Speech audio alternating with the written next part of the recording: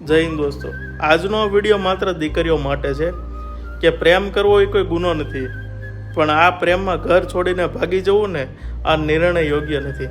આ નિર્ણય પછી તમારા ઘરમાં તમારી માં રડી રડીને પોતાની હાલત ખરાબ કરી નાખે છે. તમારો ભાઈ સમાજમાં માથું ઝુકાવીને વાત કરે છે અને બાપ તો સાહેબ દેખાય છે બહારથી કડક, પણ અંદરથી તો રોજ તૂટે છે. જે બાપે તમારી નાનપણથી દરેક જીદ પૂરી કરી હોય ને, એ બાપે તમારી ખુશી માટે પોતાના સપના કુરબાન કર્યા હોય, અને એ જ બાપને સમાજના સવાલો સામે ઊભું રહેવું પડે છે. તમને એક વાર પણ એવો વિચાર આવ્યો કે મારા બાપ ઉપર શું વીતતી છે એમ?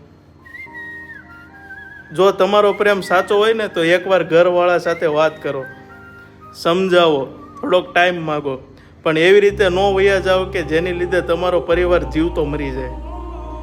નિર્ણય તમે એક લો છો, પણ ભોગવવું આખા પરિવારને પડે છે.